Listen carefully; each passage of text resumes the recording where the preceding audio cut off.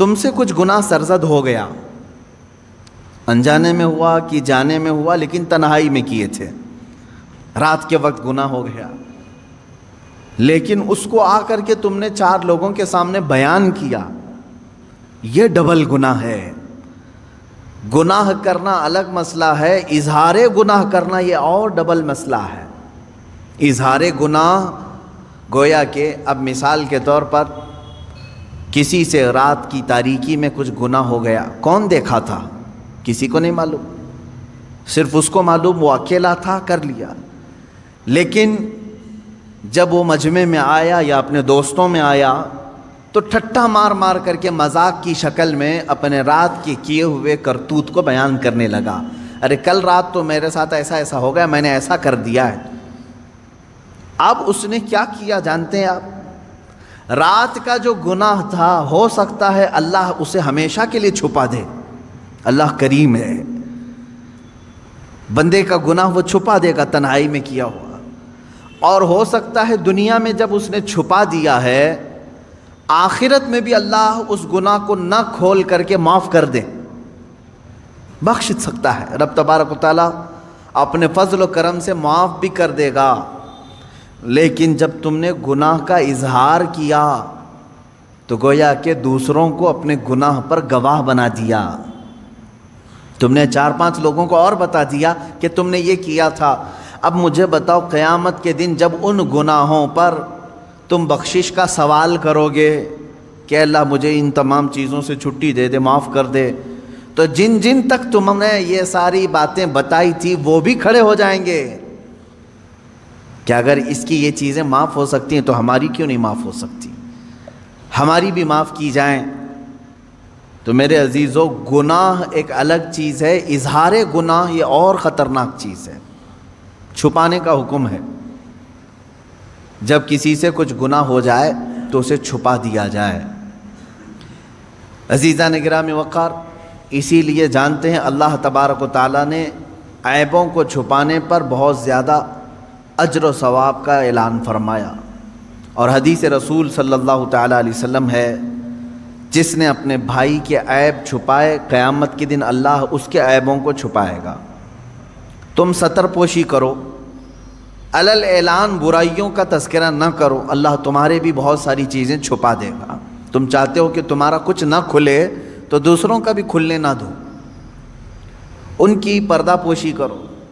مجھے چند دنوں قبل ایک صاحب نے یہ سوال کیا تھا کہ کوئی مولوی صاحب ہیں یا مؤذن صاحب ہیں، میتوں کو نہلاتے ہیں، اور کسی جگہ میت کو نہلانے کے بعد انہوں نے فلاں فلاں باتیں کہیں کہ میں نے ایسے ایسے مردے دیکھے، فلاں کا چہرہ ایسا ہو گیا تھا، فلاں کا ایسا ہو گیا تھا۔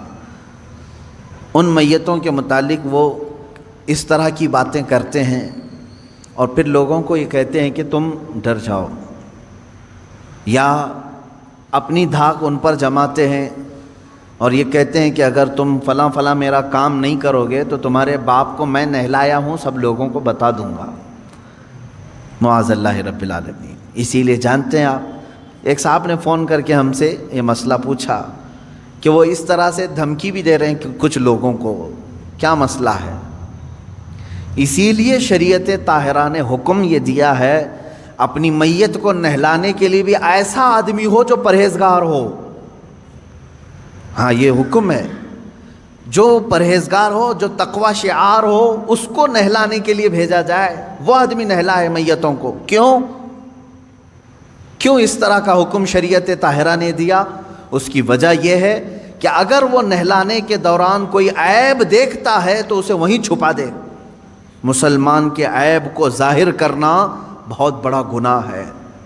جب آپ میت کا کوئی عیب نہیں بیان کر سکتے تو پھر زندوں کا عیب کیسے بیان کر سکتے ہیں؟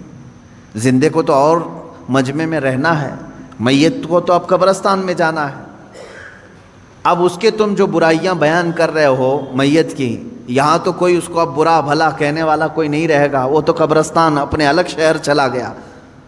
لیکن شریعت نے جب میت کی برائیاں کرنے کو منع کیا ہے تو آپ اندازہ کریں زندوں کے عیبوں کو کھولنا کتنا بڑا گناہ ہے۔ اور ایک بات یہ بھی یاد رکھ لیں، جنہوں نے مسئلہ مجھ سے پوچھا تھا میں ان کو یہاں ذکر کر کے میسج بھی دے دیتا ہوں، جو بندہ چاہے وہ مولوی ہو مؤذن ہو جس نے بھی ایسی حرکتیں کی ہیں کہ میتوں کو نہلانے کے بعد ان کے گھر والوں کے ساتھ بلیک میلنگ کرنا، میں کہتا ہوں ایسا شخص فاسق و فاجر ہے، بدترین گنہگار ہے، اور اسے آئندہ اس طرح مومن میتوں کو نہلانے کا کام ہرگز نہ دیا جائے۔ یہ بات آپ سمجھ کر کے چلیں کہ مومن وہ ہے جو اپنے دوسرے مومن بھائیوں کی عیب پوشی کرے، یعنی چھپا دے۔ اب دیکھیں آیت پڑھیں، یہاں پر جس بات کا ذکر ہے وہ باتوں کا ہے، لا یحب اللہ الجہر بالسوء من القول، باتوں میں بری بات علل اعلان کرنا اللہ کو سخت ناپسند ہے، بری باتیں۔ اس میں کیا کیا چیزیں آ گئیں؟ وہ سارے گانے جن میں فحاشیاں ہوتی ہیں وہ بھی اس میں آ گئیں، اللہ ہرگز نہیں پسند کرتا۔ بعض لوگ یہ سمجھتے ہیں فیشن ہے، اس میں غلیظ باتیں ہوتی ہیں۔ بعض شعراء ایسے ہوتے ہیں، شاعر لوگ، جس میں غلاظت بھری ہوئی ہوتی ہے، عورتوں کے اندرونی معاملات پر گفتگو کرنا اور اس پر شعر و شاعری کرنا، اور فحاشیت کی طرف خصوصیت کے ساتھ کچھ شعر ایسے ہوتے ہیں جن سے شہوت کو ابھارا جائے۔ میرے عزیزو، یہ تمام باتیں اس آیت کے اندر ہیں۔ اللہ نے فرمایا ایسی بری بات کا علل اعلان کرنا اللہ رب العزت کو سخت ناپسند ہے، سخت ناپسند ہے۔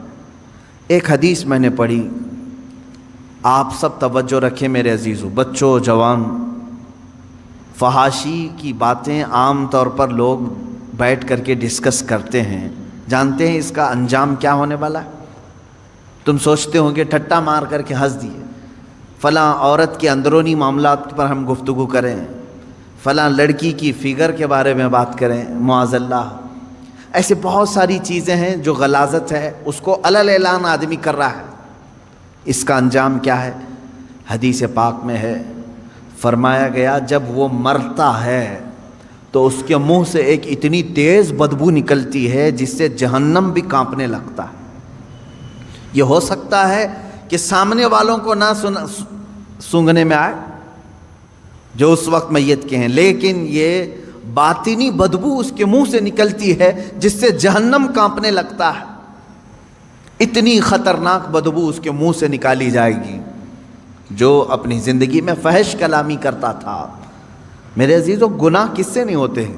گناہ بہت سارے لوگوں سے ہو جاتے ہیں، لیکن ان گناہوں کا اظہار کرنا اپنی زبان سے یہ غلیظ گناہ ہے، سخت ترین گناہ ہے۔ تم لوگوں کے سامنے بیٹھ کر کے جب بیان کرو گے تو اس کا مطلب یہ ہوا کہ اللہ کو تم سینہ زوری کر رہے ہو، اترا کر کے بتا رہے ہو، دیکھ میں نے چھپ کر کے کیا بھی اور سب کو بتا بھی رہا ہوں، کون میرا کیا کر لے گا، معاذ اللہ رب العالمین۔ تو گویا کہ تم رب ذوالجلال سے کوئی خوف نہیں رکھتے۔ مومن کی شان یہ ہے کہ انجانے میں بھولے میں گناہ ہو گیا تو سر جھکا کر کے چلتا ہے، شرمندگی سے ڈرتا ہے، کہیں میرے مولا کی پکڑ نہ ہو جائے، رات میں مجھ سے ایسے خطا ہو گئی ہے، مجھ سے غلطی ہو گئی ہے، گناہ ہو گیا ہے۔ اب وہ دن بھر شرم سے چلتا رہتا ہے، شرماتا رہتا ہے، میں آسمان کی طرف منہ کیسے اٹھاؤں، رب تبارک و تعالی مجھ سے خفا تو نہیں ہے، ناراض تو نہیں، یہ فیلنگ مومن کی ہوتی ہے۔ لیکن جب کسی کے دل سے ایمان رخصت ہو رہا ہوتا ہے تو وہ گناہوں پر فخر کرنے لگتا ہے، کل رات میں نے جو کیا اچھا ہی کیا، کون سا برا کام کیا، اور پھر 4 لوگوں کو اپنے گناہ پہ گواہ بھی بناتا ہے۔ اس چیز سے، اس حرکت سے ہمیشہ بچتے رہے۔ گناہ کرنا اور ہے، اظہار گناہ اور بڑا گناہ ہے۔ دوسری چیز، فحش کلامی، یعنی مذاق میں بھی ہو، ایسا مذاق کرنا جس میں غلاظتوں کا ذکر آئے، چاہے وہ شہوت کی باتیں ہوں، عورتوں کی باتیں ہوں، مردوں کی باتیں ہوں، اس طرح کی باتیں کرنا جو آپ اپنے ماں باپ کے ساتھ اور اپنے بیٹے بیٹیوں کے ساتھ کرنا مناسب نہیں سمجھتے۔ یہ وہ فحش کلامی ہے جو دوستوں کے ساتھ اکثر لوگ کر جاتے ہیں۔ میرے عزیزو، ایک اس میں سے ایکسیپشن ہے، اس کو فحش نہیں کہیں گے، فحش نہیں۔ مثال کے طور پر شادی شدہ مرد اپنی بیوی سے ہم کلام ہے تنہائی میں، اور وہ آپس میں ایک دوسرے سے اپنے پرسنل معاملات میں بات کرتے ہیں، تو وہ اس آیت کے انڈر میں نہیں ہے، اس کی اجازت ہے ان کے لیے، وہ اس آیت کے انڈر میں نہیں ہے۔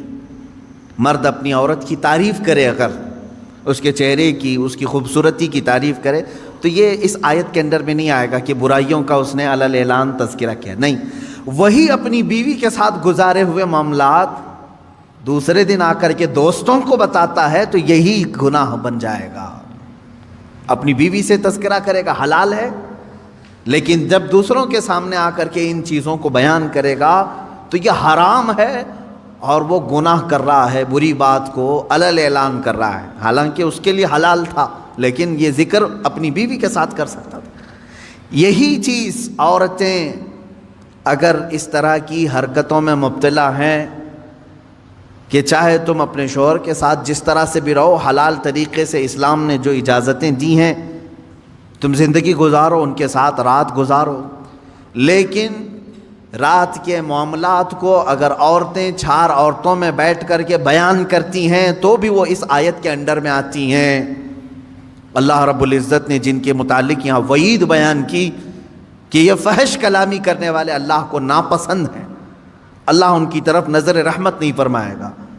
عزیزان گرامی وقار، چاہے مردوں سے یہ خرابی ہو یا عورتوں سے یہ خرابی ہو، ان دونوں چیزوں سے بچنا چاہیے۔ شرم و حیا کے پیکر بنو، ان چیزوں کا تذکرہ زبان پر لانے سے تھوڑا بچتے رہو۔ ایک بات یہ بھی یاد رکھ لیں، آدمی کے نسب کا بھی پتہ بعض بزرگوں نے فرمایا اس کی زبان سے چلتا ہے۔ اگر زیادہ فحش کلامی کرتا ہے، غلیظ جملے بکتا ہے، تو اس کے نسب کے متعلق بھی بعض علماء نے انگلی اٹھائی ہے، کیونکہ شریف نسل والا آدمی اپنی زبان پر غلیظ باتیں لانے سے کتراتا ہے۔ جیسے ابھی عشاء کی نماز میں ہم نے ایک سورہ قلم کی تلاوت کی ہے، اس میں ایک بندے ولید بن مغیرہ کی 10 برائیاں اللہ نے گنائی ہیں، 10 برائیاں۔ وہ کیا کیا کرتا تھا؟ حضور پاک صلی اللہ تعالیٰ علیہ وسلم کو گالیاں دیتا تھا، رسول پاک صلی اللہ تعالیٰ علیہ وسلم کو کبھی جادوگر بولتا تھا، وہ کہتا کہ کبھی ان کو مرگی آتی ہے، بیمار ہیں، یہ سب جملے بکتا تھا۔ یہاں تک کہ حضور صلی اللہ علیہ وسلم جب آیتیں تلاوت کرتے تو یہ کہتا یہ تو پرانے لوگوں کی لکھی ہوئی آیتیں کہیں سے چرا کے تم لائے ہو، تو اس طرح کے جملے کہتا تھا۔ تو قرآن نے اس کے متعلق کیا بتایا؟ وہی جو ابھی میں نے جسٹ تھوڑی دیر پہلے کہا، فحش کلامی جو ہے وہ نسب کے اوپر شک پیدا کرتی ہے۔ قرآن نے کہا عتل بعد ذلک زنیم، یہ وہ شخص ہے جو زنا سے پیدا ہوا ہے، جو رسول مختار صلی اللہ تعالیٰ علیہ وسلم پر ایسی باتیں کر رہا ہے، جھوٹے الزامات لگا رہا ہے، تہمتیں لگا رہا ہے، اس کے نسب میں خرابی ہے۔ ولید بن مغیرہ مشہور شخص ہے، اور جب قرآن نے یہ بیان کیا تو دوڑتا ہوا اپنی ماں کے پاس گیا، کہا قرآن نے میری برائیاں گنائی اور یہ بھی کہا ہے کہ میں زنا سے پیدا ہوا ہوں، میرے باپ کا نام تو مغیرہ ہے۔ اپنی ماں کو گرا دیا، اس کے سینے پر بیٹھ گیا، کہا سچ سچ بتا میں کس کا بیٹا ہوں۔ اس کی ماں نے کہا بیٹا ولید، تو اگر مغیرہ کا ہی بیٹا ہوتا تو اپنی ماں کے سینے پہ چڑھ کے نہیں بیٹھا ہوتا۔ بات در حقیقت یہ ہے، بکریاں چرانے والے ایک آدمی سے مجھے عشق ہو گیا تھا، میں نے اس کے ساتھ بدکاری کر لی، میں نے اس چرواہے سے زنا کر لیا، اسی نطفے سے تو پیدا ہوا۔ ماں نے اس شک کو بھی دور کر دیا، قرآن نے جو بتایا وہ حق ہو کر نکلا۔ یہاں سے پتہ چلتا ہے کہ ہر گستاخ رسول کا نطفہ پلید ہے، جو رسول کریم صلی اللہ تعالیٰ علیہ وسلم کی طرف انگلی اٹھائے اس کے نسب میں خرابی ہے۔ اور دوسری بات جو میں نے ابھی بتائی، فحش کلامی کرنے والا، غلیظ باتیں کرنے والا، وہ بھی اپنے نسب پر شک پیدا کر دیتا ہے لوگوں کے دل میں۔ اس لیے گالی گلوچ زیادہ نہ کریں، لوگ تمہارے خاندانوں کو پہچانیں گے تمہاری زبان سے، تمہارے کلمات سے، تمہارے جملوں سے۔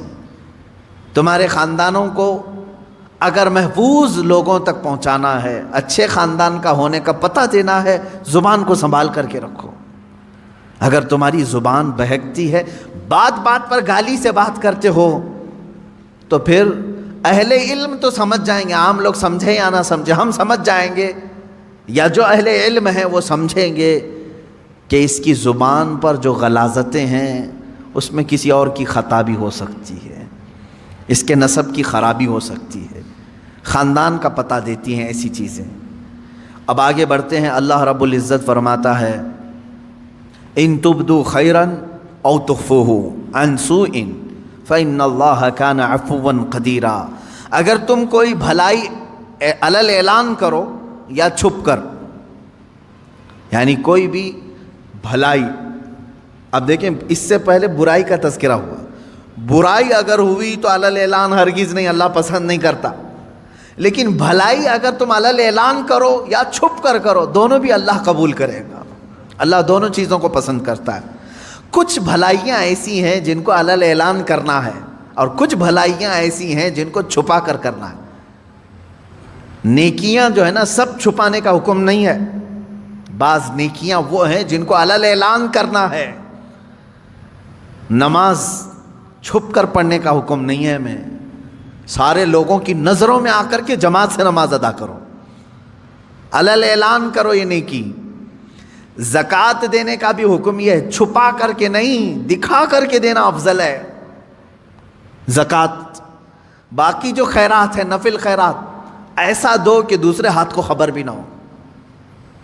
دیکھیں آپ، نیکیاں بعض علل اعلان کرنا ہے اور بعض چھپا کر کے۔ نماز اگر کوئی کہتا ہے نہیں میں اپنے روم میں پڑھ لیتا ہوں، میں بند کر کے اکیلا پڑھ لیتا ہوں، منع کیا گیا ہے کہ یہ نیکی چھپ کر کے نہیں، دکھا کر کرنی ہے، علل اعلان کرو۔ اس کی وجہ کیا ہے؟ کئی وجوہات ہیں میرے عزیزوں۔ مسجدوں میں اذان دے کر تمہیں بلایا جا رہا ہے، اقامت بول کر کھڑا کیا جا رہا ہے، صفوں میں ترتیب دے کر کے تمہیں نماز پڑھائی جا رہی ہے ہر مسجد میں۔ کیوں؟ نماز تو تمہارے گھر میں بھی ہو سکتی ہے۔ اس کی وجہ یہ ہے کہ یہ اللہ کا فرض ہے۔ تم گھر میں پڑھتے ہوں گے، لیکن اگر تم سامنے نہیں آئے تو سارے مسلمان تمہارے بارے میں بدگمانی کریں گے کہ یہ بے نمازی آدمی ہے، بے نمازی آدمی، کبھی اس کو مسجد میں ہم نے نہیں دیکھا، اگرچہ تم نماز پڑھ رہے تھے، لیکن سارے مسلمان تمہیں کیا سمجھیں گے؟ بے نمازی سمجھیں گے۔ اور اللہ رب العزت کے ہاں ایک قانون یہ بھی ہے، حدیث رسول میں ہے، حضور نے فرمایا تمام مومنین جس کے بارے میں جو گمان رکھتے ہیں اللہ بھی اس کے ساتھ ویسا ہی فیصلہ کرے گا۔ ایک جنازہ آیا، صحابہ کھڑے تھے حضور صلی اللہ تعالیٰ علیہ وسلم کے ساتھ، جنازہ سامنے سے گزر گیا، صحابہ اس کی تعریف کرنے لگے، کیا اچھا آدمی تھا، بہت ہی بھلائی کرتا تھا، نیکیاں کرتا تھا۔ رسول کریم صلی اللہ علیہ وسلم نے فرمایا وجبت، واجب ہو گئی۔ تھوڑی دیر کے بعد ایک اور جنازہ آیا، صحابہ اکرام جو وہاں کھڑے تھے انہوں نے اس کی برائی کی کہ آدمی اچھا نہیں تھا، بہت سارے لوگوں کے ساتھ اس نے برا کام کیا، ظلم کیا ہے، چلا گیا، ختم ہو گیا۔ رسول پاک صلی اللہ علیہ وسلم نے فرمایا وجبت، واجب ہو گئی۔ صحابہ نے پوچھا حضور دو جنازے آئے، دونوں پر آپ نے کہا وجبت، یعنی واجب ہو گئی، کیا چیز واجب ہوئی؟ اللہ کے نبی صلی اللہ علیہ وسلم نے فرمایا پہلے والا جنازہ جس کی تم نے تعریف کی اس پر جنت واجب ہو گئی، اور دوسرا والا جنازہ جس کی تم نے برائی کی اس پر دوزخ واجب ہو گئی۔ اس لیے کہ مومنین سب جس کے بارے میں جیسا گمان رکھتے ہیں اللہ تعالیٰ اس کے ساتھ ویسا فیصلہ کرے گا۔ اکثریت کی بات کر رہا ہوں میں، چند لوگوں کی بات نہیں۔ چند لوگ کسی کو بھی چور چور کہنے لگتے ہیں، ہاں جو سچا مومن ہے وہ حق بات کرے گا، اس میں سارے گھن کو نہ ملائیں گیہوں کے ساتھ۔ خیر، میں دو باتیں یہاں عرض کر رہا تھا کہ بھلائی جو ہے کچھ علل اعلان اور کچھ چھپ کر۔ نماز با جماعت علل اعلان پڑھنے کا حکم ہے، اور زکوٰۃ علل اعلان کرنا ہے، یعنی زکوٰۃ سب کو دکھا کر کے دے۔ دوسری اس میں حکمت یہ بھی ہے کہ زکوٰۃ دینے سے، کھل کر کے دینے سے جو نہیں دیتا اس کو ترغیب دلانا ہے کہ وہ بھی دے۔ حج کے لیے جا رہے ہو تو علی اعلان جا سکتے ہیں، لیکن اس میں ریاکاری نہیں ہونی چاہیے، دکھاوا نہ ہو کہ میں لوگوں کے لیے حج کر رہا ہوں، یہ نہیں۔ نیت تو اللہ کو راضی کرنے کے لیے، لیکن سب لوگوں کی نظروں کے سامنے سے جاؤ تاکہ تمہیں مرنے کے وقت کوئی یہ نہ کہہ دے کہ مال تھا پھر بھی حج کیے بغیر چلا گیا۔ تم سب کے سامنے حاجی رہو، مومنین تمہارے بارے میں اچھا گمان رکھیں۔ یہ وہ نیکیاں ہیں جن کو علی اعلان کرنے کا حکم ہے، اور کچھ وہ ہیں جو چھپا کر کے کرو۔ مثال کے طور پر آپ کچھ نفل روزے رکھتے ہیں تو یہ ضروری نہیں کہ ہر ایک کو بولتے پھریں کہ میں ہفتے میں اتنے روزے رکھتا ہوں، مہینے میں اتنے روزے رکھتا ہوں۔ وہ تمہارے اور تمہارے رب کے درمیان راز ہے، یہ روزے چھپ کر کے کرو۔ کچھ خیرات ایسی ہیں جسے چھپا کر کے دینا افضل ہے۔ زکوٰۃ کی بات نہیں کر رہا ہوں، زکوٰۃ دکھا کر کے دینا افضل ہے۔ صدقہ اور خیرات جو غریبوں کی مدد کے لیے دوسرے اوقات میں آپ کرتے ہیں، اسے دکھا کر کے نہیں، چھپا کر کے دینا افضل ہے۔ وہ بھی نیکی ہے، وہ بھی نیکی ہے، دونوں نیکیاں ہیں، لیکن بعض میں چھپانا ہے، بعض میں ظاہر کرنا ہے۔ اس طرح بہت ساری نیکیاں ایسی ہیں جو نفل ہیں، اور نفل کو دکھا کر کرنے کا حکم نہیں ہے، چھپا کر کے کریں۔ عزیزہ نگرامی وقار، یہاں سے یہ بات پتہ چلی کہ برائی کو علی اعلان کرتے ہو تو اللہ ناپسند کرتا ہے۔ برائی کو اگر علی اعلان کرتے ہو اللہ ناپسند کرتا ہے، لیکن بھلائی علی اعلان کرو یا چھپا کر کرو، دونوں اللہ کو پسند ہے، دونوں اللہ کو پسند۔ اب یہاں پر ایک اور بات، مسئلہ میں بتا دوں، نماز چھوڑنا گناہ ہے کہ نہیں ہے؟ سب کو معلوم ہے حرام ہے، بلکہ کبیرہ گناہ ہے۔ نماز ترک کرنا صغیرہ گناہ نہیں، چھوٹا گناہ نہیں، کبیرہ گناہ ہے، گناہ کبیرہ۔ بڑے گناہوں میں اس کا ذکر آیا ہے، جیسے شراب پینا کبیرہ گناہ ہے، زنا کرنا گناہ کبیرہ ہے، چوری گناہ کبیرہ ہے۔ اس طرح نماز کا ترک کرنا گناہ کبیرہ ہے، چھوٹا گناہ نہیں ہے۔ یہ چھوٹ گئی آپ سے، ہم سے، کسی سے بھی چھوٹ گئی نماز، گناہ تو کیا، لیکن فقہاء کرام نے مسئلہ یہ بیان کیا ہے، مسجد میں آ کر کے اگر تم قضا نماز پڑھتے ہو تو منع ہے، منع کیا گیا ہے۔ ہاں اگر اس انداز میں پڑھتے ہو کہ کسی کو معلوم نہیں پڑتا تو کوئی حرج نہیں۔ اب وہ مسئلہ میں بہت باریکی سے بتا رہا ہوں، میرے ٹاپک سے ریلیٹڈ ہے، اس لیے عشاء کی نماز تمہاری چھوٹ گئی، عشاء کی نماز چھوٹ گئی، قضا ہو گئی، یہ گناہ ہے، اور لوگوں کے سامنے آ کر کے بتا کر کے اس کی قضا پڑھو گے تو اظہار گناہ، تم نے سب کو بتایا کہ میری نماز چھوٹی تھی۔ تو گناہ کرنا ایک الگ مسئلہ ہے، اور گناہ کا اظہار کرنا اور بڑا گناہ ہے۔ تم اگر قضا کر رہے ہو تو چھپ کر کے، ہاں اپنی نفل نمازوں کے درمیان، سنت نمازوں کے درمیان اگر قضا پڑھ رہے ہو تو کوئی حرج نہیں، پڑھ سکتے ہو۔ اب یہاں مسئلہ ایسا ہے کہ ہم سب ایک ہی حمام میں ہیں، یعنی سب کی قضا ہے، اس کی بھی، اس کی بھی، اس کی بھی، اس کی بھی، سب ایک دوسرے کو دیکھ رہے ہیں، اس لیے مسئلہ خراب نہیں۔ بزرگان دین پہلے اس پر بہت تنبیہ کرتے تھے، اگر کوئی ایک بندہ قضا نمازیں سب کو دکھا کے پڑھ رہا ہے تو سارے لوگ اسے گرفتار کر لیتے، پکڑتے ہیں کہ تو ایک گناہ کیا اور سب کو آ کر مسجد میں بتا رہا ہے۔ تو یہ پہلے کا یعنی ان بزرگوں کا ایک تقویٰ تھا، لیکن آج بھی میں کہہ رہا ہوں مسئلہ یہ ہے، عشاء کی نماز قضا ہو گئی، قضا پڑھنے کے لیے آپ کو کرنا کیا ہے؟ 17 رکعت پوری قضا نہیں پڑھیں گے آپ، 4 فرض اور 3 وتر۔ مسئلہ تو یہی ہے نا، کل کی عشاء کی نماز اگر کسی کی چھوٹی، فار ایگزامپل اللہ نہ کرے، آج وہ قضا کرنے کے لیے کھڑا ہے تو کیا کیا نمازیں قضا کرے گا؟ 4 رکعت فرض عشاء کی اور 3 رکعت واجب، یہ 2 نمازیں قضا ہوتی ہیں عشاء میں، یعنی کل 7 رکعت۔ وتر کی نماز جب پڑھتے ہیں تو آپ کو یہ بھی معلوم ہے تیسری رکعت میں کیا کرنا رہتا ہے؟ دعائے قنوت۔ حنفی جتنے بھی ہیں پیروکار ان کو معلوم ہے تیسری رکعت میں جب ہم کھڑے ہوتے ہیں سورہ فاتحہ اور سورہ پڑھنے کے بعد ہاتھ چھوڑ کر پھر دوبارہ تکبیر باندھتے ہیں اور دعائے قنوت پڑھتے ہیں، ہے نا؟ آج بھی عشاء کی نماز پڑھیں آپ تو پڑھے ہوں گے نا دعائے قنوت. 3 واجب الوتر کی جو نماز ہے اس کی آخری رکعت میں دعائے قنوت پڑھا جاتا ہے.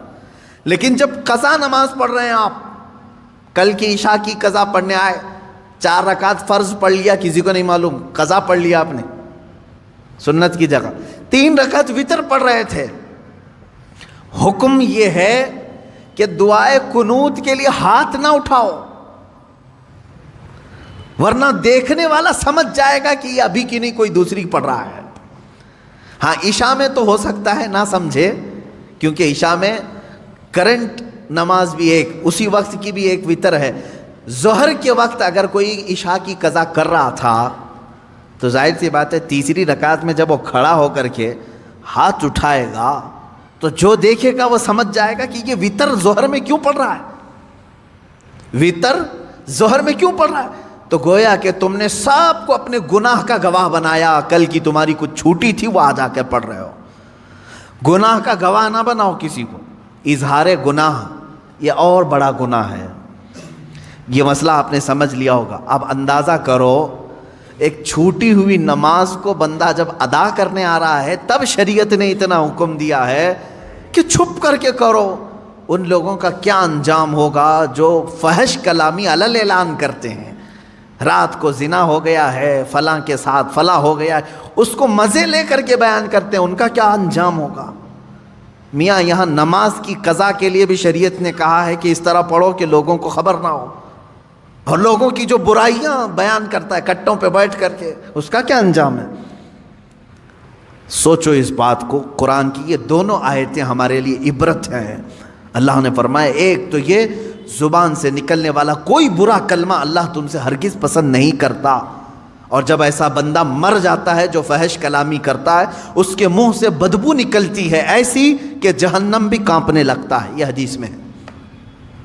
اور دوسری چیز 2 آیت میں نے پڑھی، ان تبدو خیرا او تخفو، اگر تم بھلائی کو علل اعلان کرو یا چھپ کر کرو اللہ رب العزت اسے پسند کرتا ہے، قبول کرتا ہے. او تعفو عن سوء، ایک اور اس میں ذکر ہے. اللہ فرماتا ہے یا کسی کی برائی سے درگزر کر دو، کسی کے اندر تم نے برائی دیکھی اسے معاف کر دیا، فإن اللہ کان عفوا قدیرا، تو بے شک اللہ معاف کرنے والا قدرت والا ہے. ایک بات یاد رکھیں، معاف کرنا کس کی صفت ہے؟ اللہ کی صفت. آپ سب کو معلوم ہے. رحم کرنا کس کی صفت ہے؟ اللہ. اور رحیم بھی ہے، عفو بھی ہے. یہ 2 عادتیں اگر بندہ اپناتا ہے، بندے کے اندر اگر رحم آیا کسی کے دل کے کسی کے لیے، اور کسی کو دیکھ کر کے بھی اس نے معاف کر دیا، اس پر ایک روایت ہے اللہ رب العزت فرماتا ہے اس بندے کو عذاب دینے میں مجھے حیا آتی ہے کہ رحم میری صفت ہے، عفو میری صفت ہے، میرا بندہ ہو کر یہ رحم کر رہا ہے اور عفو کر رہا ہے. تو اللہ رب العزت اسے عذاب سے بری کرتا ہے جو معاف کرنے کی اپنے اندر چھمتا رکھتا ہے یا طاقت رکھتا ہے. معاف کرنے کا جذبہ جس کے اندر ہے وہ معاف کیا جائے گا. حضور اکرم صلی اللہ علیہ وسلم کی مشہور حدیث ہے، من لا یرحم لا یرحم، جو کسی پر رحم نہیں کرتا قیامت کے دن اس پر بھی رحم نہیں ہوگا. یہ سمجھ کر کے چلو، تم پر بھی رحم نہیں کیا جائے گا. ہاں رحم کرنا اور معاف کرنا اگر کسی کی عادت ہے، امید رکھے کہ اللہ بھی اس پر رحم کرے گا اور اسے معاف بھی کرے گا. آپ اپنے رب سے اپنے متعلق جیسی امید رکھتے ہیں ویسی بندوں کے ساتھ بھی کریں. مثال کے طور پر 100 گناہ ہو گئے میرے، 100 گناہ ہو گئے، اللہ سے تم کیا امید رکھتے ہو؟ اللہ رب العزت سے تمہاری امید یہی ہے کہ میرا مولا مجھے معاف کرے گا، ہے کہ نہیں؟ تم اپنے متعلق تو یہ امید رکھتے ہو، لیکن تمہارے ساتھ جب کسی نے ایک بھی برائی کر دی اور 9 اچھائیاں کیا ہے، 10 میں سے 9 اچھائیاں کیا، ایک برائی کیا، تم اس کو معاف کرنے کی طاقت نہیں رکھتے. یہ نہیں سوچتے کہ اس کے پاس 9 اچھائیاں تھیں میرے ساتھ، ایک برائی ہو گئی ہے، معاف کر دو اس کو. تو یہ ایک بات یاد رکھو، تم اپنے رب سے 100 گنا اپنے معاف کرانے کی امید لے کر بیٹھے ہو، اور اپنے بھائی کے ایک گناہ کو معاف کرنا نہیں چاہتے تو پھر بھول جاؤ تمہیں بھی قیامت کے دن معاف نہیں کیا جائے گا۔ اب ایک حدیث میں سناتا ہوں معاف کرنے کے متعلق، یہاں آئی ہے اس لیے ہمارے معاملات ہوتے ہیں ایک دوسرے کے، مرنے سے پہلے امت مصطفیٰ کو معاف کر کے مرو، کبھی بھی ہو، بدلے کی بھاونا، انتقام کا جذبہ نہ رہے، اللہ کے حوالے کر دو۔ میرے ساتھ جس نے بھی جو کچھ بھی کیا، اللہ تو منتقم حقیقی ہے، تو ہی دیکھ لے، اپنے معاملات چھوڑ دو اللہ کے اوپر۔ اور رہی بات کسی نے کچھ کیا ہے تو معاف کر دو، جب تم معاف کر کے مرو گے تو ہو سکتا ہے تم نے بھی کسی کو ٹھیس پہنچایا ہوگا، یا زبانی یا ہاتھ سے، کسی بھی طرح سے، ان کے بھی دل زخمی ہوں گے کسی نہ کسی کے۔ اب یہ رب تعالیٰ اپنے ذمہ کرم پر لیتا ہے، ان کے دلوں کو نرم کرتا ہے، وہ بھی تمہیں معاف کر دیتے ہیں جب تم معاف کر کے دنیا سے جاؤ گے۔ میں حدیث بتا رہا تھا، حدیث یہ ہے، دو بھائیوں میں تکرار ہوئی، جھگڑا ہوا، ایک دوسرے سے دونوں کا کچھ نہ کچھ مباحثہ ہوا، اور تکرار کے بعد دونوں الگ ہوئے جھگڑے کے بعد، لیکن ان میں سے ایک بھائی معافی مانگنے کے لیے آیا دوسرے کے پاس۔ بات یاد رکھیں، حضور پاک صلی اللہ علیہ وسلم فرماتے ہیں دو جھگڑوں کے بعد اپنے بھائی سے معافی مانگنے میں جو پہل کرے گا وہ قیامت کے دن میرے ساتھ پہل جنت میں جائے گا، وہ جنت میں بھی پہلے ہوگا۔ یہی بات تو حضرت امام حسن اور امام حسین کے درمیان حضرت فاطمہ نے کہا تھا، دونوں چھوٹی عمر کے تھے، 6 سال یا 5 سال، دونوں میں کچھ تکرار ہوئی، بچپنے کی بات، لڑ کر کے آئے سیدہ زہرا سلام اللہ علیہا کے پاس۔ آپ کے پاس جیسی آئے تو انہوں نے کہا، ایک جملہ یہ کہا، بیٹا مجھے معلوم نہیں کس کی غلطی ہے کس کی خطا ہے۔ ماں فاطمہ تو زہرا رضی اللہ تعالیٰ عنہا فرما رہی ہیں، مجھے یہ نہیں معلوم، لیکن ایک بات یاد رکھ لو کہ دونوں کے تکرار سے، دونوں کے جھگڑوں سے کہیں اللہ دونوں سے ناراض نہ ہو جائے، دونوں رونے لگے، کچھ بھی ہو جائے لیکن مولا ہمارا نہ روٹھے۔ تو حضرت فاطمہ نے کہا، میں نے اپنے ابا جان سے یہ حدیث سنی ہے، جو معافی مانگنے میں پہل کرتا ہے، جو معافی مانگنے میں پہل کرتا ہے وہ جنت میں بھی پہلے جائے گا۔ ابھی یہ جملہ مکمل نہ ہونے کو تھا، امام حسین چھوٹی عمر کے تھے، دوڑ کر کے حضرت امام حسن کے پاس گئے، کہا برادر محترم جو کچھ بھی ہوا ہماری تکرار ہمیں معاف کر دیں۔ اب دوسرے بھائی کا کیا مقام ہے یہ بھی حدیث پاک سے سن لیں۔ معاف کر دیا تو خیر ہے، تم نے معاف کر دیا، کوئی تم سے معافی مانگنے کے لیے آیا معاف کر دیا۔ آج بہت سارے ڈھیٹ لوگ بیٹھے ہوئے ہیں، بہن آئی ہے منانے کے لیے بھائی کو، نہیں مانتا میں، چل تو نے میرے ساتھ ایسا کیا ویسا کیا، پرانی باتیں یاد کی۔ بھائی آیا ہے اس کے گھر میں شادی ہے، چلو بھیا آ جاؤ، نہیں، پرانے گڑے مردے نکال کر کے بھائی کو رخصت کر دیا، ہم تجھے معاف نہیں کریں گے، زندگی بھر معاف نہیں کریں گے۔ وہ لوگ بھی سن لیں، تمہاری ذمہ داری تھی معافی مانگنے کی، تم معافی مانگ لیے، بہت اچھا کیے، کیونکہ پہلے جنت میں جاؤ گے۔ اب جس کے پاس گئے تھے معافی مانگنے کے لیے اس نے نہیں معاف کیا، میرے آقا صلی اللہ علیہ وسلم کی حدیث ہے، حضور فرماتے ہیں کل قیامت کے دن وہ میری شفاعت کے قریب بھی نہ آئے۔ حضور نے فرمایا میری شفاعت کے قریب نہ آئے جو اپنے بھائی کو معاف نہیں کرنا چاہتا۔ تم سے اگر تمہارا بھائی منانے کے لیے آ گیا، تمہاری بہن آ گئی، تمہارا پڑوسی آ گیا، تمہارا رشتہ دار آ گیا، تو پہلی بات تو یہ سوچ لو کہ وہ بازی مار لے گیا۔ معافی تو تمہیں بھی مانگنا چاہیے تھا، پہل میں کیوں نہ کروں، لیکن وہ بازی مار لے گیا، جنت میں پہلے جائے گا۔ اب اگر تم نے معاف کر دیا تو خیر ہے، نہیں معاف کرا تو کل قیامت کے دن شفاعت رسول سے بھی محروم ہو جاؤ گے۔ اب رسول اگر شفاعت نہ کریں کس کے پاس جاؤ گے؟ وہاں تو آدم علیہ السلام سے لے کر عیسیٰ علیہ السلام تک ہر کوئی کہہ رہے ہیں اذهبوا الی غیری، جاؤ میرے علاوہ کسی اور کے پاس جاؤ۔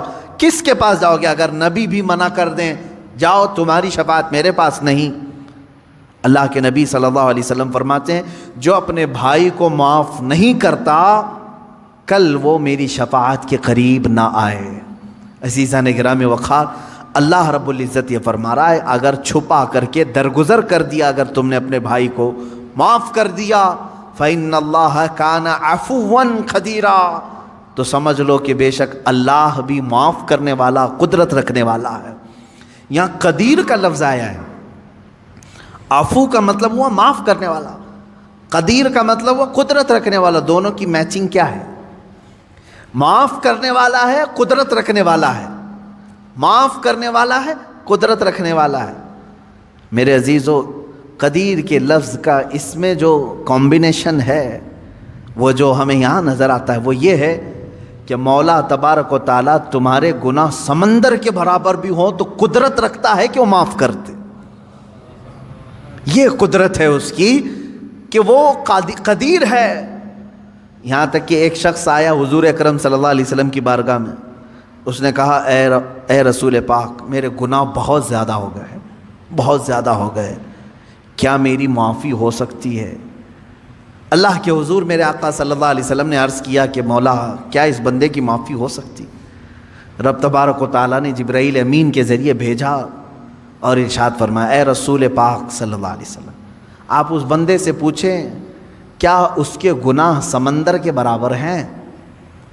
حضور صلی اللہ علیہ وسلم نے اس سے پوچھا کہ اللہ تعالیٰ نے یہ سوال کیا ہے تجھ سے؟ اس نے کہا نہیں، اس سے بھی زیادہ ہیں، اس سے بھی زیادہ ہیں۔ رب تبارک و تعالیٰ نے پھر فرمایا اے حبیب اس سے پوچھیں پوری دنیا کے درختوں کے پتوں کے برابر ہیں اس کے گناہ؟ حضور نے جب یہ پوچھا تو اس نے کہا اس سے بھی زیادہ ہیں، اس سے بھی زیادہ ہیں۔ رب تبارک و تعالیٰ نے فرمایا اے رسول اس سے پوچھ لیں زمین و آسمان کے بیچ میں جتنا خلا ہے کیا اتنے گناہ ہیں اس کے؟ حضور صلی اللہ علیہ وسلم نے اس سے سوال کیا رب تعالیٰ تجھ سے یہ پوچھ رہا ہے، تو بندہ کہتا ہے شاید اس سے بھی زیادہ ہوں گے، میرے گناہ شاید اس سے بھی زیادہ ہوں گے۔ اب رب تبارک و تعالیٰ فرماتا ہے اے رسول اس سے فرما دے چاہے جتنے بھی گناہ ہوں گے میری رحمت سے تو زیادہ نہیں، میری رحمت سے بھی زیادہ ہے۔ اب رسول کریم صلی اللہ علیہ وسلم نے اس بندے سے پوچھا رب تعالیٰ اب تجھ سے یہ پوچھ رہا ہے، تو نے کہا تیرے گناہ سمندر سے زیادہ، پتوں سے زیادہ، زمین و آسمان کی خلا سے زیادہ، کیا تیرے گناہ رب کی رحمت سے بھی زیادہ ہیں؟ وہ رونے لگ گیا، کہا اے اللہ کے رسول اللہ رب العزت کی رحمت بے کراں ہے، بے حساب ہے، میرے گناہ اس کی رحمت کو کہاں لگیں گے؟ تب رب تعالیٰ نے فرمایا اے رسول اس سے فرما دیں تیرا رب قدیر ہے، قدرت رکھتا ہے، یہ بڑے گناہوں کو بھی معاف فرما سکتا ہے۔ تو وہ قدیر کا معنی ہے گناہ بخشے جا سکتے ہیں، لیکن ایک بات یاد رکھیں ایمان پہ موت ہو شرط ہے، ایمان پہ اگر موت ہو تو اللہ عفو و قدیر ہے۔ آگے کی جو آیت ہے وہ ٹاپک سے تھوڑی ہٹ کر کے ہے، یہاں سے دوسری باتیں چل رہی ہیں۔ اللہ رب العزت نے فرمایا بے شک وہ لوگ جنہوں نے اللہ اور اس کے رسول کو نہیں مانا یا کفر کرتے ہیں، نہیں مانتے اور یہ چاہتے ہیں کہ اللہ اور اس کے رسول کے درمیان جدائی پیدا کریں، اور کہتے ہیں کہ بعض پر ایمان لاتے ہیں بعض کو انکار کرتے ہیں، اور چاہتے ہیں کہ ایمان و کفر کے بیچ میں کوئی راستہ نکال لیں۔ اللہ فرماتا اولئک هم الکافرون حقا، یہ ٹھیک یہی اصل کافر ہے۔ آیت کا لب لباب میں بتا دوں، خلاصہ اللہ تعالیٰ نے یہاں پر 3 لوگوں کی مذمت فرمائی، اس میں سے ایک آدمی کی میں بات کر رہا ہوں۔ ایک ایمان ہے لا الہ الا اللہ، اللہ کے سوا کوئی معبود نہیں، میرے عزیزو یہ دن ہے۔ ایک طرف کفر ہے، کروڑوں خدا ہے، یہ بھی خدا، یہ بھی خدا، یہ بھی خدا، یہ رات ہے۔ مجھے بتاؤ یہ 2 اپوزٹ چیزیں مل سکتی ہیں؟ ایک کہہ رہا ہے کوئی خدا نہیں سوائے اللہ کے، ایک کہہ رہا ہے ہر ایک خدا ہے، اپوزٹ چیزیں ہو گئی۔ ایمان اور کفر مل سکتے ہیں، دونوں کا ملاپ ہو سکتا ہے، لیکن کچھ لوگ چاہتے ہیں کہ ان کے بیچ میں ایک راستہ نکال لیں، انہی کے بارے میں قرآن کہتا ہے۔ اللہ تعالیٰ فرماتا یریدون ان یتخذوا بین ذلک سبیلا، کچھ لوگ ایسے ہیں جو چاہتے ہیں ان کے اور ان کے بیچ میں ایک راستہ نکال لیں۔ یہ لوگ کون ہیں؟ وہ بعض اسلام کو بھی ایکسیپٹ کرنا چاہتے ہیں اور بعض کفر کو بھی قبول کرنا چاہتے ہیں۔ یہ بھی تھوڑے اچھے ہیں، یہ بھی تھوڑے اچھے ہیں، ان کی یہ چیزیں ہم نہیں لیں گے، ان کی یہ چیزیں ہم نہیں لیں گے، دونوں کو ملا کر کے تم مکسچر ایک راستہ بنانا چاہتے ہو۔ یہ کون لوگ ہیں مولا؟ رب تعالیٰ فرماتا اولئک ھم الکافرون حقا، حقیقت میں تو بڑے کافر یہ ہیں جو باؤنڈری کو پاٹ رہے ہیں، بیچ کی باؤنڈری کو ہٹا رہے ہیں، یہ حقیقت میں بڑے کافر ہیں۔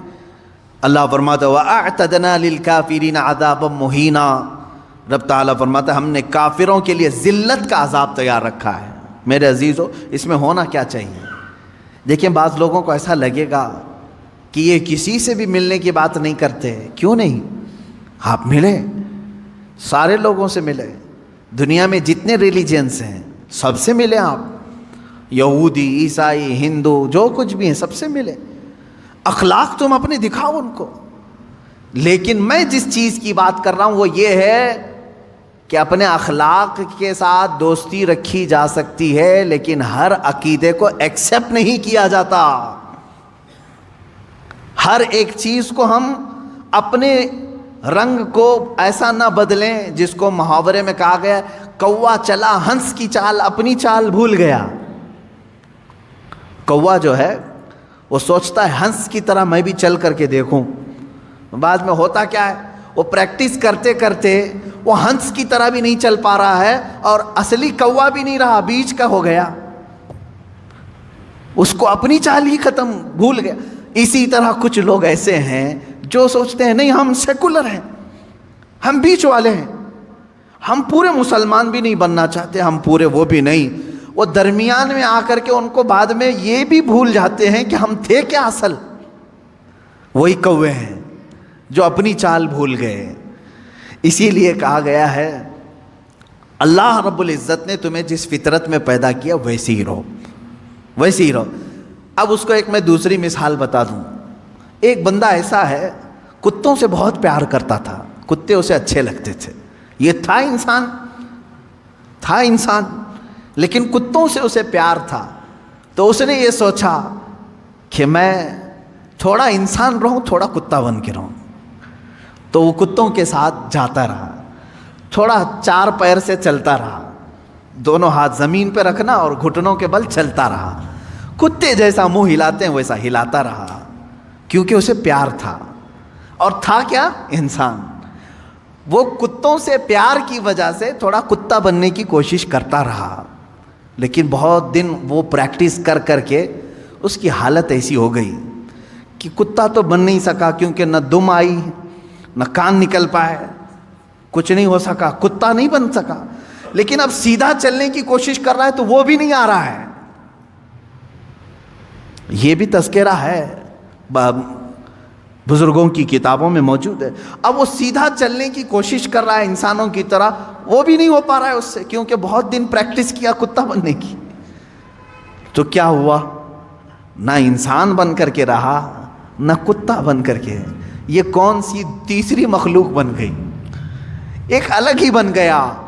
یہی قرآن کہتا ہے کہ کچھ لوگ یہ چاہتے ہیں کہ بیچ کا راستہ نکالیں۔ میاں کاہے کا بیچ کا راستہ؟ کیا اسلام میں کوئی چیز کمی رہ گئی تمہیں؟ جو اکبر بادشاہ نکالنے کی کوشش کیا تھا، دونوں کو میچ کر کے ملا کر کے ہم ایک نیا دین تیار کریں گے، نیا مذہب تیار کریں، یہ بھی ہم کو چاہیے یہ بھی ہم کو چاہیے، دونوں کو ملا کر کے۔ اکبر نے جو دین نیا شروع کیا تھا، اکبر بادشاہ، وہ مرتد ہو کر کے مر گیا بیچارہ، وہ وزیروں کی سن کر کے۔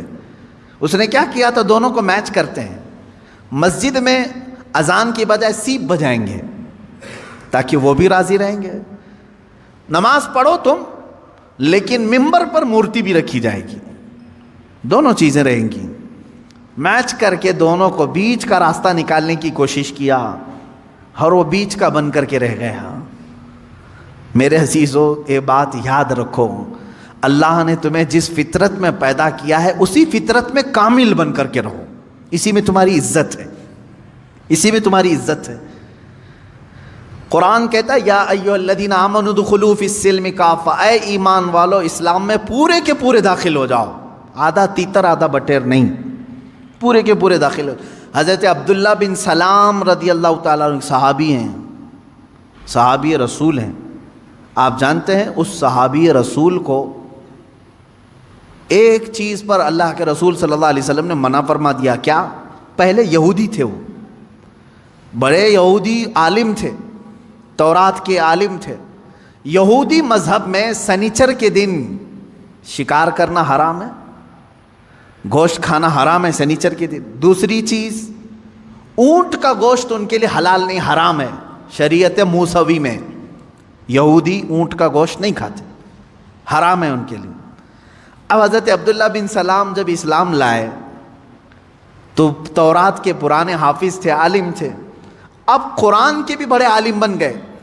لیکن حضرت عبداللہ بن سلام کیا کرتے تھے؟ سنیچر کے دن گوشت نہیں کھاتے تھے، سنیچر کے دن گوشت نہیں کھاتے، اور اونٹ کا گوشت نہیں کھاتے تھے. ان کا اپنا اجتہاد تھا، وہ کیا سوچ کر کے کرتے تھے اس طرح سے.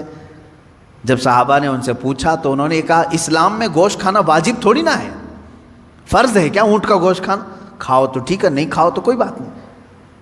کھا لیا تو حلال ہے، واجب تو نہیں ہے، مینڈیٹری تو نہیں ہے. حضرت عبداللہ بن سلام نے کہا اسلام میں یہ واجب نہیں ہے اور میں چھوڑ دیتا ہوں، نہیں کھاتا ہوں، تو یہودی مذہب پر بھی عمل ہو جائے گا، اسلام پہ بھی عمل ہو جائے گا.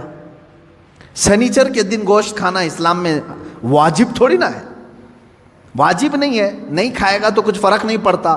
لیکن میں اگر نہیں کھاؤں گا سنیچر کے دن تو دونوں مذہب پر عمل ہو جائے گا، یہودی مذہب پر بھی کہ ان کے مذہب میں سنیچر کے دن گوشت کھانا حرام ہے، اس پر بھی عمل ہو جائے گا، اسلام پہ بھی عمل ہو جائے گا. جب انہوں نے ایسا کہا تو اللہ تعالیٰ نے آیت نازل فرما دی، یا ایھا الذین آمنوا ادخلوا فی السلم کافہ، اے ایمان والو اسلام میں پورے کے پورے آ جاؤ. آدھا اس پر عمل کرنا، آدھا اس پر عمل کرنا نہیں، بلکہ پورے کے پورے اسلام میں داخل ہو جاؤ. تو درمیان کا راستہ نکالنے کی کوشش نہ کریں. میں نے بہت گمبھیر مثالیں دی ہیں. ہاں کچھ لوگوں کے لیے وہ حقیقت میں گمبھیر مثالیں ہیں کہ کتا بننے کی کوشش کرتے رہو گے، نہیں بن سکتے، کیونکہ تمہیں 2 پیر دیے ہیں، 2 ہاتھ دیے ہیں. تم ہاتھ سے اٹھا کر کے کھانا کھانے کی فطرت رکھتے ہو، لیکن جانور سے پیار ہے، ٹھیک ہے، اچھی بات ہے. کتے سے پیار ہے، اچھی بات ہے، کیونکہ ہم کتوں سے نفرت نہیں کرتے. کسی بھی جانور سے نفرت کرنے کا حکم نہیں دیا گیا ہے سوائے موذی اور نجس. کتے کو حراست کے لیے یعنی چوکیداری کے لیے رکھنے کی اجازت دی گئی، کھیتی باڑی کے نگرانی کے لیے رکھنے کی اجازت دی گئی ہے. ٹھیک ہے، تمہارا اپنا معاملہ، جانور یعنی اینیمل لورز آپ ہیں، اگر رہو، لیکن بننے کی کوشش مت کرنا. پیار کرنا الگ چیز ہے، پورا بن جانا الگ چیز ہے. تم بن نہیں سکتے. اسی طرح اسلام دن ہے، کفر رات ہے. دونوں کے بیچ میں اگر تم نکالنے کی راستہ سوچو گے تو پھر کیا ہو جائے گا؟ وہی ہو جائے گا کہ تم پورے نہ اسلام میں رہ پاؤ گے نہ پورے کفار میں رہ پاؤ گے. اللہ رب العزت نے اسلام جیسی عظیم دولت سے تمہیں سرفراز کیا ہے، تو اسی میں پورے کے پورے باقی رہو، اسی میں پورے کے پورے رہو. اچھا، دوسرے مذاہب کی بھی میں بات کروں. دوسرے ریلیجن میں اگر کوئی پنڈت ہے، اگر وہ اپنے دھرم میں پورا پکا ہے تو ان کے دھرم میں اس کو اچھا سمجھا جاتا ہے کہ ڈاواں ڈول آدمی نہیں ہے، پورا ٹھیک ہے، پورے اس کو گرنتھ یاد ہیں، وید یاد ہیں، جو کچھ بھی ان کی مقدس کتابیں سب برابر کرتا ہے. لیکن ان میں سے اگر وہ کوئی ایسا شخص جو ادھر بھی ادھر بھی ہاتھ پیر مارتا رہتا ہے تو وہاں پر بھی وہ ذلیل ہو جاتا ہے. یہ سب کا معاملہ ہے. اسی لیے میں آپ سے بھی کہوں گا، اللہ تبارک و تعالیٰ نے اگر تمہیں دائرہ اسلام میں رکھا ہے تو اس کی قدر کرو، اور اپنی نیتا گیری بچانے کے لیے جگہ جگہ پوجا پاٹ کرنا تمہارے لیے شریعت کا حکم نہیں ہے.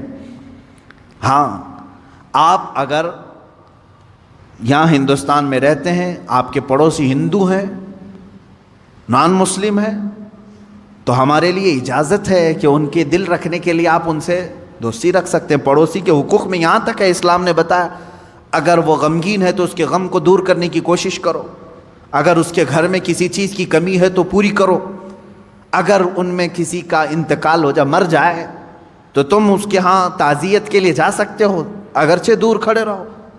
پڑوسیوں کے حقوق میں ہمیں اسلام نے یہ اجازت دی ہے، لیکن میرے عزیزو، جہاں تک اسلام نے اجازت دی ہے اتنا کرتے رہو۔ میں نے پھر وہی مثال یاد دلائی، اگر کسی سے محبت ہے تو محبت رکھو، پورا وہ بننے کی کوشش مت کرو، درمیانی راستے میں جانے کی کوشش نہ کرو۔ تم اپنے اسلام کے ساتھ قائم رہو، تمہاری آئیڈینٹی اسی میں ہے، تمہاری آئیڈینٹی اسی میں ہے۔ ابھی جیسے ایک مسئلہ چھڑا ہے اتر پردیش میں، کسی مسجد میں ہنومان چالیسا کرانے کی بات کی گئی، اور ایک کسی امام صاحب نے بلا کر کے اس میں ہنومان چالیسا پڑھایا، اور اس کو کیا کہا جا رہا ہے، سدبھاونا ہے، سب آپس میں محبت کے لیے ہے۔ کیا میں یہ پوچھنا چاہتا ہوں، سدبھاونا ایک طرف سے ہونی چاہیے؟ اگر مسجد میں کوئی ہنومان چالیسا کر رہا ہے تو کیا کوئی پنڈت اجازت دے گا کہ رام مندر جو بنا رہے وہاں ہم بھی پہلی اذان دے دیں، قرآن کی تلاوت کریں؟ کیا یہ سدبھاونا کی فکر ہر ایک کو ہے؟ نہیں ہے تو چھوڑو، ہم دعوت کہاں دے رہے ہیں آپ کو؟ آپ اپنی مندر میں پوجا کرو، سارے ہون کرو، ساری چیزیں تمہارے مقدسات جتنے اس پر عمل کرتے رہو۔